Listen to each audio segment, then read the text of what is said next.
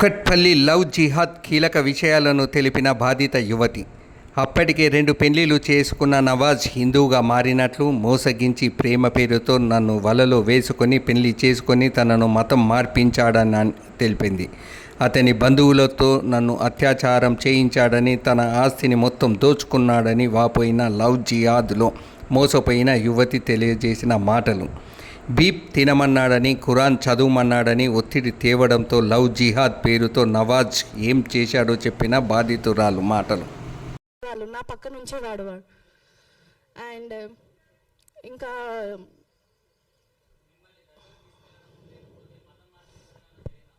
అవును సార్, జరిగింది. డిసెంబర్లో గుల్బర్గాలో కాజా నవాజ్ అని ఒక దర్గా ఉంది, అక్కడ తీసుకెళ్ళారు సార్ నన్ను డిసెంబర్లో.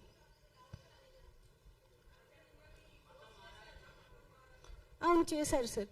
యాక్చువల్గా ఇంట్లోనే అక్టోబర్లోనే ఇంట్లో వాళ్ళు కల్మా అని ఒకటి, అది ఖురాన్లో కొన్ని ఫ్రేజెస్ ఉంటాయి అవి చదివించాడు, నమాజ్ చదివించేవాళ్ళు, బీఫ్ ఒకటి తినిపించాడు. నేను చదవనంటే కొట్టేవాళ్ళు సార్ వాళ్ళు.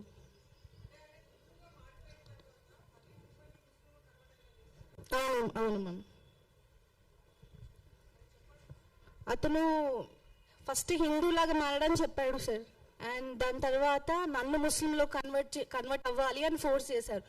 ఈవెన్ వాళ్ళ మదర్, వాళ్ళ అక్క అనిన మాటలు ఎలాంటిదంటే, ఒకవేళ నవాజ్ వాళ్ళ దాంట్లో తలాక్ అని 3 సార్లు అంటే డివోర్స్ అయిపోతుంది అని చెప్పి అని అన్నారు.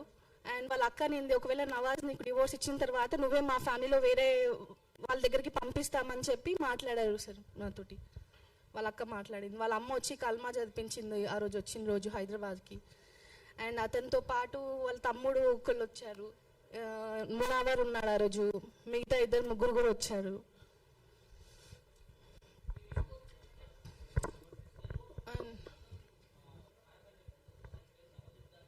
అవును సార్.